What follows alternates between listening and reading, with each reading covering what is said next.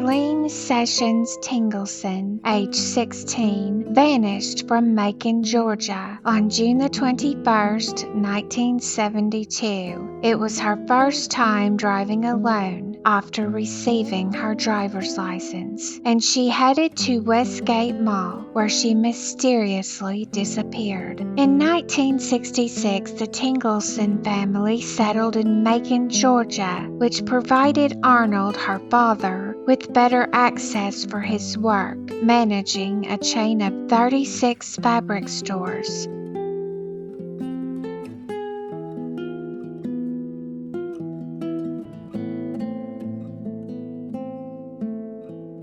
Joan, her mother, taught second grade.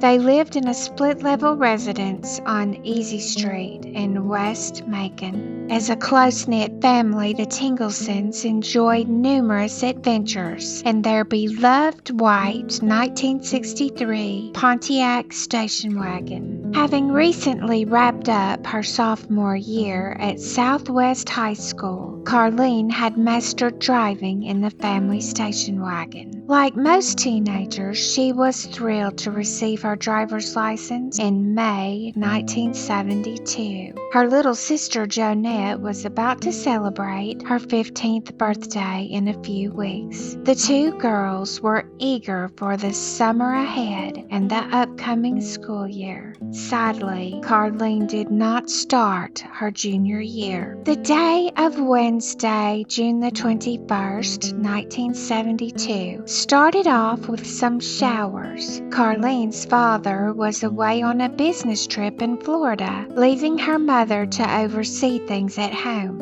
until he got back. Jonette contributed her efforts at Camp Joycliff, a summer day camp for underprivileged youth, and the group visited Mercer University as a result of the wet conditions that day. Thrilled at the prospect of driving, Carlene volunteered to collect her sister from the university later that day. She asked her little brother Thomas if he wanted to come along, but he opted out. When she approached her older sister Arnell, she found Arnell occupied with curlers in her hair, so Carlene went by herself. It marked her first time driving alone. In order to fill the time before her rendezvous with Jonette, Carlene ventured to Westgate Mall, which proudly claims the title of Georgia's first fully enclosed and air-conditioned shopping mall. Once Carlene exited the mall, she headed to the Winn-Dixie, located at the back,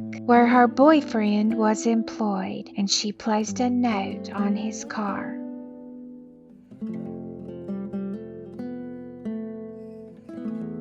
Jonette found herself waiting outside a building at Mercer, enduring the oppressive 92-degree heat for Carlene to arrive. After the clock hit 5 with no sign of Carlene, she called home, and Arnell answered. Despite getting ready for a date, Arnell agreed to come to her aid. In the meantime, Carlene's mother contacted the police, but they stated they would not begin a search until 24 hours had gone by since Carlene was last seen. When Carlene failed to return home, her family initiated a search. On June the 22nd, 1972, Marvin, the boyfriend of Arnell, and Jonette went to the south side of Macon to look for her. At 1:45 a.m., they located the family station wagon parked at Westgate, opposite a Krispy Kreme donut shop. The car was unlocked and the windows were down. Carlene's family was convinced she would not have left the car like that voluntarily. They also theorized that her kidnapper had left the vehicle shortly before it was discovered.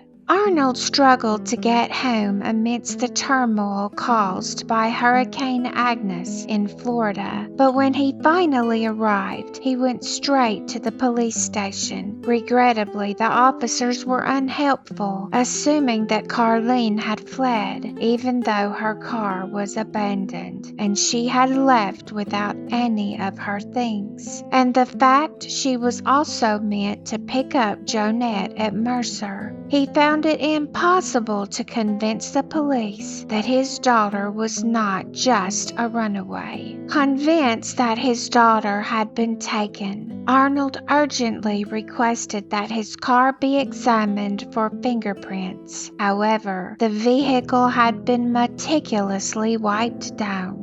In their search for Carlene, her family and friends explored Macon and the nearby wooded regions, but they found no signs of her. The police investigation did not reveal any significant leads or evidence, causing the case to go cold. During the vibrant days of hippies and flower girls, authorities rarely took the disappearance of teenagers seriously, thinking they had just taken off. Nevertheless, Carlene's family and friends knew she would never do such a thing. She was just a typical teenager of her generation, enamored with the music of Janis Joplin, Jimi Hendrix, and the Beatles. Almost a year after Carlene's disappearance, her family decided to move to North Carolina. They left behind a phone at their Macon home, linked to a search hotline, and asked the new residents to pick it up if Carlene ever called. Sadly, she never did, yet the new owners kept the phone active for 2 years. In 1977, Carlene's family came back to Macon, relocating to a house roughly 4 miles away from their former residence. Her younger sister also returned to Macon in adulthood. In 2004, Carlene's father, Arnold Ting Tingleson, died at 78.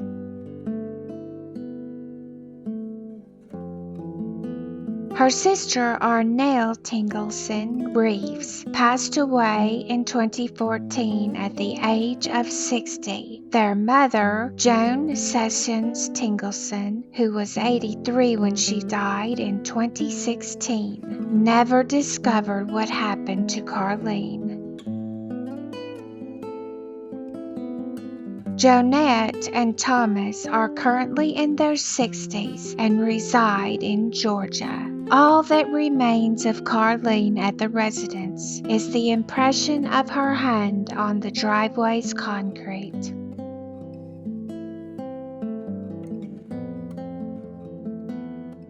Even now, Jonette continues her quest to find her missing sister. Carlene is a Caucasian female who is 5'9", 115 pounds, with brown hair and hazel eyes. Carlene wore braces and ironed her hair straight at the time of her disappearance. She has a brown freckle on her neck below her chin, a small mole on her left cheek, and a chipped front tooth. Carlene was last observed wearing a blue dress shirt for men and blue jeans. She had a Mickey Mouse watch on her right wrist, a silver bracelet with a Vietnam POW's name on her left wrist, and her boyfriend's white gold class ring, which was engraved with his initials. If you know anything about Carlene, even the smallest piece of information,